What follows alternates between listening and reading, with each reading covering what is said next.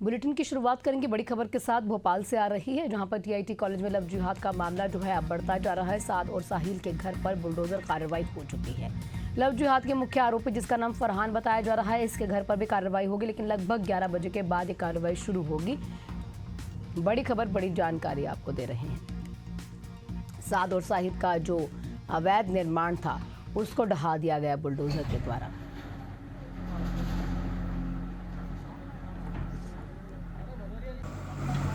देखिए, तीन टोटल अतिक्रमण के संबंध में हमें शिकायत प्राप्त हुई थी। उसमें से 2 का अतिक्रमण आज हमने हटा दिया। 19 तारीख को तहसीलदार द्वारा आदेशित किया गया था कि इनको स्वयं अतिक्रमण हटा लें, क्योंकि ये शासकीय चरोखर की जमीन है, तो उस पर इनका अतिक्रमण पाया गया था, तो स्वयं हटाने का हमने आदेश दिया था। 4 तारीख तक इनने नहीं हटाया, तो अब हम हटा रहे हैं इसको।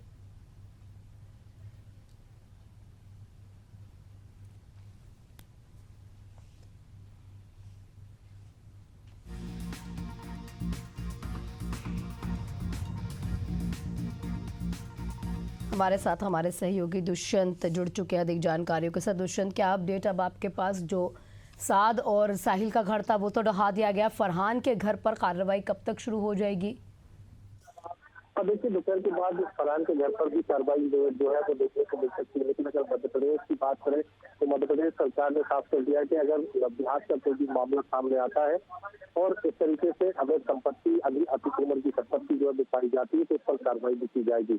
और यही वानगी जो है राजधानी भोपाल में भी देखने को मिली है, जहाँ पर बड़ी पैमाने पर जो है कार्रवाई जो है फिलहाल प्रशासन ने की है। और मोहन सरकार का बुलडोजर एक्शन जो है फिलहाल देखने को मिला है। सीधे तौर पर अगर कहा जाए तो कहीं ना कहीं साहिल का ये घर है जो 34 स्क्वायर फीट में निर्माण इसका किया गया था। और फिलहाल ये जमीन जो है वो चरनोई की जमीन है। आपको बता दें कि प्रशासन ये साफ कर चुका है कि चरनोई की जमीन है, और चरनोई की जमीन पर ये मकान जो है 600 स्क्वायर फीट में बनाया गया था, जिसको जमीन 600 स्क्वायर फीट में बनाया गया था, जिसको जमींदोज फिलहाल प्रशासन की टीम ने सुबह पहुंचकर ही कर दिया है। फिलहाल प्रशासन की टीम जो है यहाँ से जो मलबा हटाने का काम जो है लगातार कर रही है। लेकिन इसके साथ ही अगर बात कर ली जाए जो साहिल के साथ में अगर बात कर ली जाए साद की, तो ये साहिल का घर था। अब हम साद का घर भी आपको दिखा देते हैं।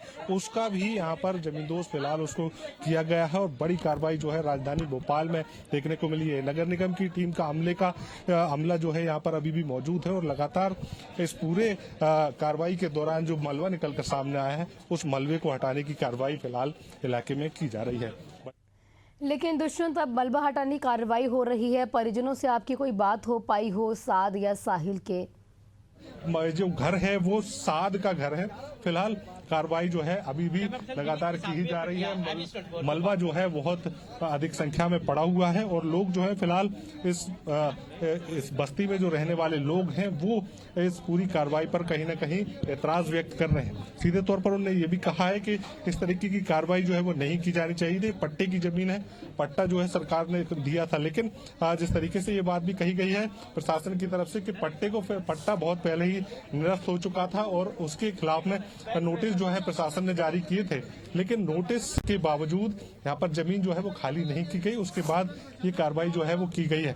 फिलहाल 2 कार्रवाई यहाँ पर कर दी गई है, तीसरी कार्रवाई अभी होना बाकी है। चूंकि कोर्ट ने कलेक्टर और स्थानीय तहसीलदार को तलब किया है इस पूरे मामले को लेकर। जब फरहान के वकील जो है वो कोर्ट पहुंचे तो कोर्ट ने कलेक्टर और तहसीलदार को तलब किया, और इस पूरे मामले पर जब उनका जवाब पेश हो जाएगा तो उसके आधार पर जो कोर्ट है वो कहीं ना कहीं यहाँ पर निर्देशित करेगा, और उसी आधार पर तीसरी स्पॉट पर कार्रवाई जो है वो दिन भर में देखने को मिल सकती है। तो सीधे तौर पर ये कहा जाए कि सरकार ये साफ कर रही है। सरकार लगातार इस बात को कहते हुए नजर आई है कि अगर लव जिहाद के मामले सामने आएंगे और अवैध संपत्ति अतिक्रमण संपत्ति पाई जाएगी तो उस पर कार्रवाई भी सरकार करेगी, और बुलडोजर एक्शन लगातार देखने को भी मिलेगा। इसी तरीके का बुलडोजर एक्शन राजधानी भोपाल में आज देखने को मिला है। उससे सरकार की मंशा साफ है कि अगर इस तरीके से मामले लगातार निकलेंगे और आरोपी सामने आएंगे तो उनके खिलाफ में कार्रवाई भी, सख्त कार्रवाई जो है सरकार करती हुई नजर आएगी। जी हाँ, जो बच्चियों पर बताया जा रहा था कि उनके साथ सेक्सुअल रिलेशंस बनाए गए हैं, इसी के साथ साथ ये भी बताया जा रहा था कि कहीं ना कहीं धर्म परिवर्तन वो बच्चियां कर ले। उनके साथ आपकी कोई बातचीत हो पाई हो कि कितने लंबे समय से चल रहा था, या काफी साल हो चुके थे, या हाल ही में ये जो लड़कियां इनकी हाथ लगी थी? देखिए, मैं आपको बता दूं कि ये पूरा मामला जो है लगभग 4 महीने पहले ही इसका पटाक्षेप जो हुआ है वो कॉलेज के में हुआ था और उस पूरे मामले को लेकर प्रशासन ने एफआईआर दर्ज करके इस पूरे मामले की जांच भी शुरू की थी और जांच में कहीं न कहीं ये तीनों ही आरोपी जो हैं वो पाए गए और आरोपियों के खिलाफ में कार्रवाई भी प्रशासन ने की और इसके बाद अब उन तीनों ही आरोपियों को फिलहाल जेल भेज दिया गया है। तीनों ही आरोपी जेल में हैं, लेकिन जो कार्रवाई है और जो उनकी अवैध संपत्तियां थी उनकी जांच लगातार प्रशासन कर रहा था और प्रशासन ने जब जांच की तो उसमें पाया गया कि तीनों ही आरोपियों की जो मकान है वो फिलहाल अतिक्रमण करके बनाए गए हैं, अवैध रूप से बनाए गए हैं, तो उनको फिलहाल यहाँ पर जमींदोज किया जा रहा है। 2 लोगों के साहिल और साद के जो मकान है वो जमींदोज कर दिए गए हैं। फरहान का मकान अभी कोर्ट के निर्देश के बाद जो है वो उस पर बुलडोजर की कार्रवाई की जाएगी और जिस तरीके से फरहान की अगर बात की जाए तो फरहान, साहिल और साद तीनों को ही जेल में रखा गया है। उनको कोर्ट ने सजा सुनाई है और उसी के आधार पर अब आगे की कार्रवाई जो है प्रशासन फिलहाल करता हुआ नजर आ रहा है। लेकिन अगर कोर्ट की बात करें तो जैसे ही कोर्ट में कलेक्टर और तहसीलदार का जवाब पेश होगा उसके बाद कोर्ट की तरफ से दिशा निर्देश जो है वो भी जारी किए जाएंगे और उसी आधार पर तीसरी कार्रवाई जो है मध्य प्रदेश की राजधानी भोपाल में देखने को मिल सकती है। ठीक, आपका बहुत बहुत शुक्रिया दुष्यंत। तमाम जानकारियों के लिए आप नजर बनाए रखिएगा, आपसे अपडेट लेते रहेंगे। इसी बीच एक खबर और बड़ी आ रही है राजिम से, जहां पर कन्याशाला को बॉयज स्कूल के साथ मर्ज किया जा रहा है और इसका विरोध किया भी जा रहा है। सड़क पर बच्चियां धरने पर बैठ चुकी हैं। राजिम महासमुंद मुख्य मार्ग को छात्राओं ने जाम कर दिया है। बताया जा रहा है कि फिंगेश्वर कन्याशाला का पूरा ये मामला है और ये पूरा मामला जब शुरू हुआ जब युक्तिकरण के तहत एक लड़कों के स्कूल को लड़कियों के स्कूल में मर्ज करने की कवायद शुरू होती है। अब उसी दौरान सड़क पर उतर आती हैं, रोने लगती हैं कि हम जो है सुरक्षित महसूस नहीं करेंगे यदि जो लड़के हैं वो हमारे साथ एक ही कक्षा में बैठ के पढ़ते हैं या आगे की हमारे साथ जो भी स्कूल में पढ़ाई लिखाई अगर लड़कों के साथ होती है तो हम लोग सुरक्षित महसूस नहीं करेंगे। इसी पूरे मुद्दे को लेकर विरोध शुरू हो जाता है। सड़क पर बच्चियां आ जाती हैं, प्रशासन मौके पर मौजूद रहता है। ये सब फालतू मत चलिए, लोग उठाइए, उठाने दोगे और छोटी छोटी बच्चियां सड़क पर बैठ के रोटी बिलाती हुई नजर आती हैं और विरोध कर रही है कि लड़कों के साथ हमारा स्कूल नाम मर्ज किया जाए।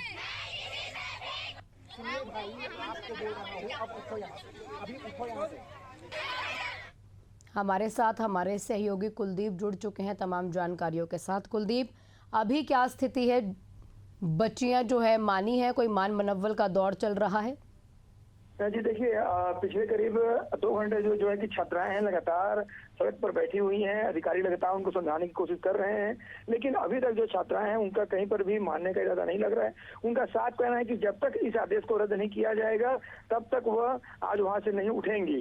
जी, इनके साथ कुछ ऐसे पुरुष भी दिखाई दे रहे हैं, क्या वो अभिभावक हैं या टीचर्स हैं?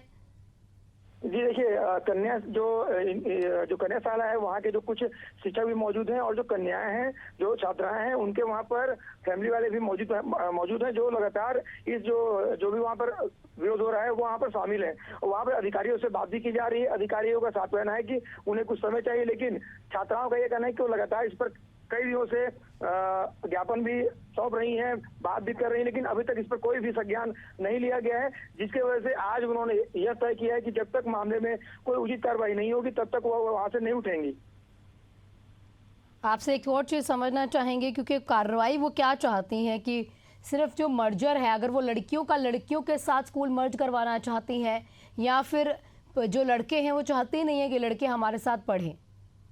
जी देखिए, छात्राओं का यह साफ कहना है कि हमें बॉयज स्कूल में मर्ज नहीं होना है। उनका जो है कि लड़कों के साथ उनको नहीं बैठना है। उनका साफ यही मांग है कि सबसे पहले यह जो आदेश है इसे रद्द किया जाए। ठीक है कुलदीप, लेकिन ये भी समझना चाह रहे हैं कि ऐसा क्या असुरक्षित महसूस बच्चियां करेंगी कि वो चाहते ही नहीं है कि लड़के साथ में पढ़े? जी देखिए, शुरू से जो है कि कन्याशाला की जो छात्राएं हैं वो शुरू से कन्याशाला में ही अपनी जो शिक्षा का जो है कि ग्रहण कर रही हैं और वो शुरू से अकेले ही आ रही हैं, जा रही हैं। तो उन्हें कहीं न कहीं छात्राओं जो छात्र हैं उनके साथ उन्हें जो है कि जो सुरक्षा है वो थोड़ी उसमें कमी लग रही है, इसीलिए वो ऐसा कदम उठा रही हैं। एक और चीज़ आप समझना चाहेंगे कुलदीप, जिस तरीके से प्रतीत हो रहा है बच्चियां जोर जोर से रो रही हैं, ठीक है, कहीं ऐसा तो नहीं उन्हें बरगलाया गया हो, उन्हें गलत चीज़ें समझाई गई, क्योंकि जब छोटे बच्चे होते हैं उन्हें आसानी से कहीं ना कहीं बरगला दिया जाता है। जी बिल्कुल, देखिए आपका कहना बिल्कुल सही है, लेकिन अभी तक ऐसा कोई भी ऐसी जानकारी सामने नहीं आ पाई है। अभी तक लगातार जो है कि 2 दिन पहले यहाँ की जो छात्राएं हैं ये गरियाबंद भी गई थी, अधिकारियों से मिलकर भी आई हैं, लेकिन वहां पर भी इन्हें कोई भी अच्छा जवाब नहीं मिला, जिसके वजह से आज यह सड़क पर उतर गई हैं। अभिभावकों से बच्चियों की बात हो पाई, क्योंकि बच्चियों के अभिभावक जो हैं, क्या उन्हें कोई दिक्कत परेशानी? जी अभी तक हमारी अभिभावक से कोई बात नहीं हो पाई है। वहाँ पर जो अधिकारी हैं लगातार छात्राओं को समझाने की कोशिश कर रहे हैं कि उन्हें कुछ समय दिया जाए, लेकिन जो है कि छात्राएं बिल्कुल अपनी मांग पर अड़ गई हैं। ठीक है कुलदीप, आप बने रहिएगा। हमारे साथ सत्य प्रकाश जी जुड़ चुके हैं, कांग्रेस के प्रवक्ता हैं। सत्य प्रकाश जी, आपका बहुत बहुत स्वागत है एशिया न्यूज़ में। सर, ये तस्वीर एक सामने आ रही है राजिम से, जहां पर बच्चियां सड़क पर बैठ चुकी हैं। युक्तियुक्तकरण के तहत लड़कों के साथ उनका स्कूल मर्ज किया जा रहा है। बच्चियों का कहना है कि हम असुरक्षित महसूस करते हैं अगर लड़के हमारे साथ एक ही कक्षा में बैठकर पढ़ेंगे।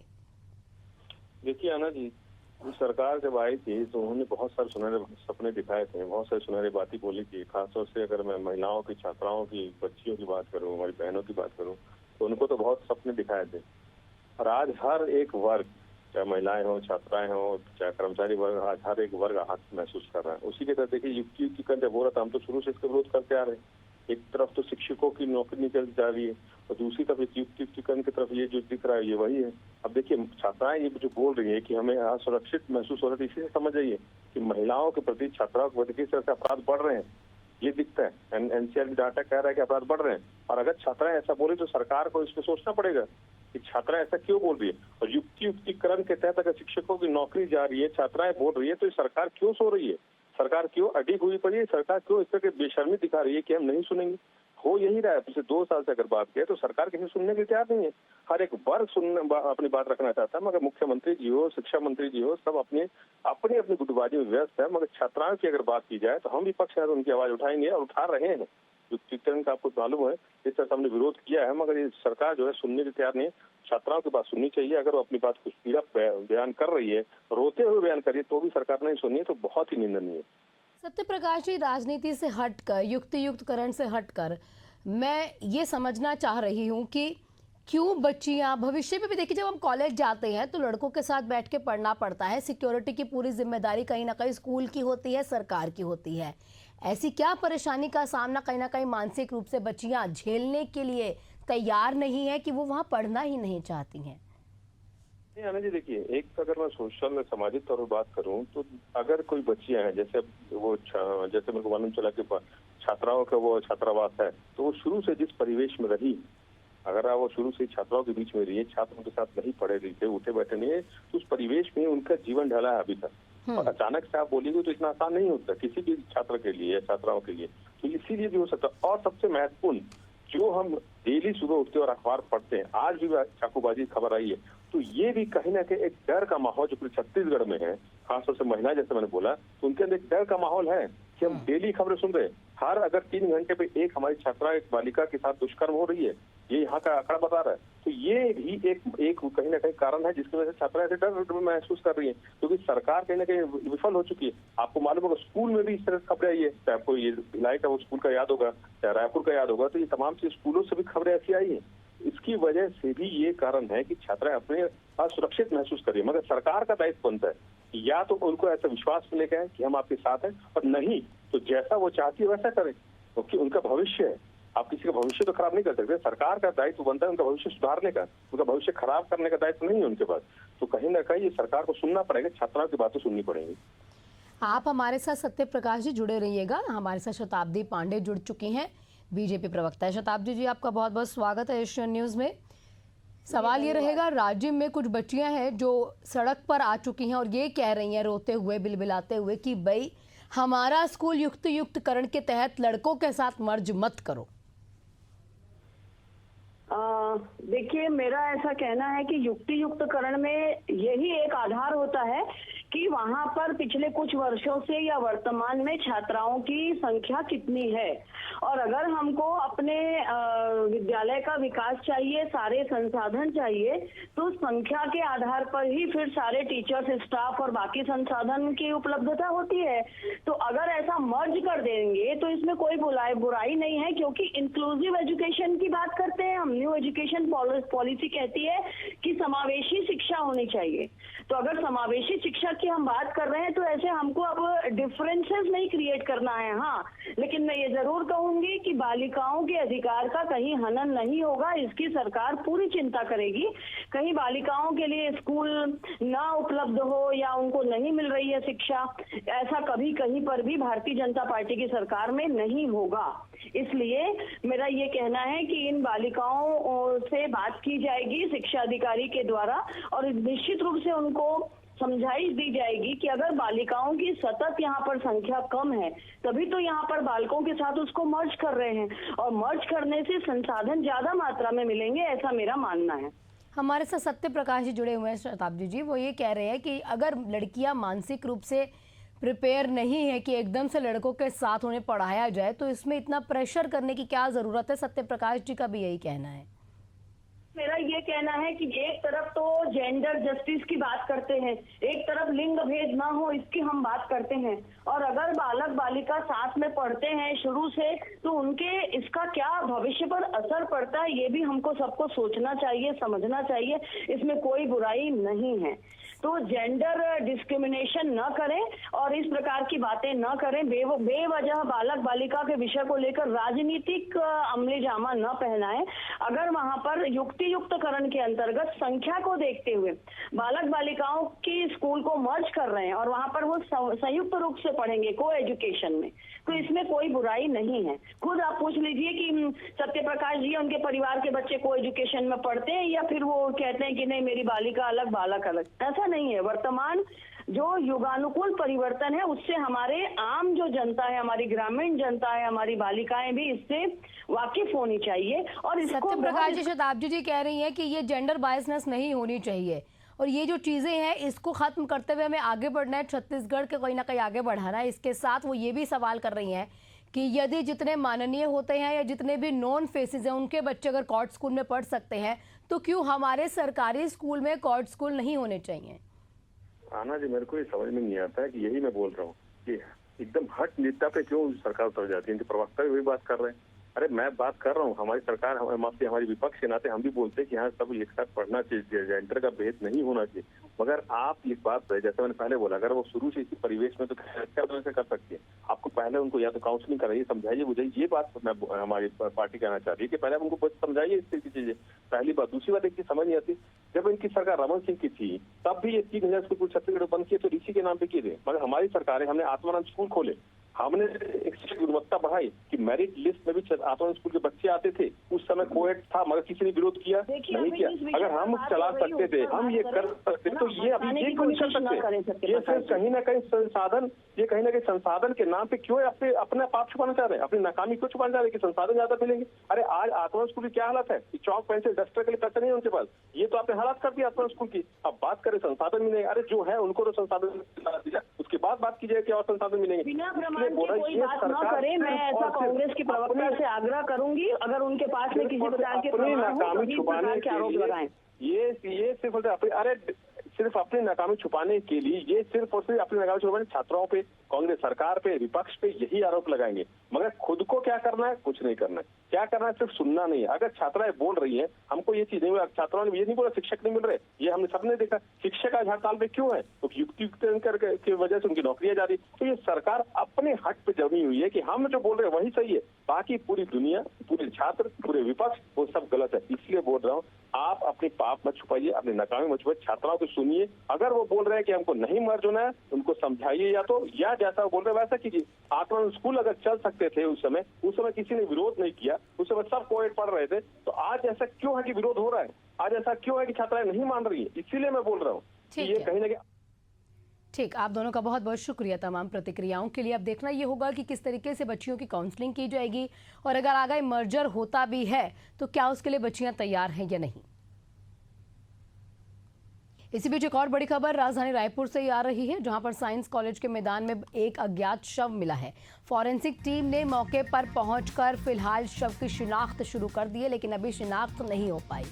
सरस्वती नगर थाना क्षेत्र का ये पूरा मामला बताया जा रहा है। ये हत्या है या आत्महत्या है या कोई और साजिश इसके पीछे छुपी है, इसके लिए पुलिस जो है अब कार्रवाई शुरू कर चुकी है। लेकिन अचानक शव मिलने से इलाके में हड़कंप मच चुका है। प्रशासन मौके पर पहुंच चुका है, शव को पोस्टमार्टम के लिए भेजा जा रहा है। फोरेंसिक टीम भी मौके पर पहुंच चुकी है।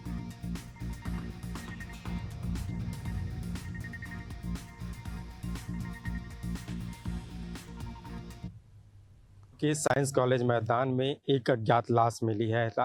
मौके पर जो है फॉरेंसिक टीम और पुलिस की टीम जो है मौके पर है और भी जांच कर रही है कि बॉडी किसकी है। हालांकि अभी तक पहचान नहीं हो पाई है कि ये जो बॉडी है वो किसकी है। फॉरेंसिक टीम जो है जांच कर रही है। मौके पर जो है सरस्वती नगर थाना क्षेत्र की जो पुलिस है वो मौजूद है। साथ ही जो बॉडी है उस पर जो है चोट के निशान भी मिले हैं। बताया जा रहा है कि ये जो करीब जो घटना है वो 3 से 4 बजे के बीच के आसपास की जो घटना है। चूँकि हमने जब अफसरों से बात की तो कहा कि लगातार जो पेट्रोलिंग की टीम है वो घूमती है, यहाँ जो एरिया है वहाँ पर नज़र रखती है। जब फॉरेंसिक टीम यहाँ से गुजरा तो इस प्रकार की स्थिति यहाँ नहीं थी, यहाँ पूरा शांत था। लेकिन उसके बाद की ये जो घटना है वो बताई जा रही है। फिलहाल फॉरेंसिक टीम जो है मौके पर पहुँची है, जांच कर रही है। उन्हें जो फॉरेंसिक टीम है, हालांकि जो बॉडी है उनकी पहचान अभी तक नहीं हो पाई है। अब पुलिस जो है अब फॉरेंसिक टीम यहाँ मौके पर जांच कर रही। जांच करने के बाद जो है इन्हें पोस्टमार्टम के लिए भेज दिया जाएगा। पोस्टमार्टम के बाद पता चलेगा कि आखिर इसकी मौत कैसे हुई है।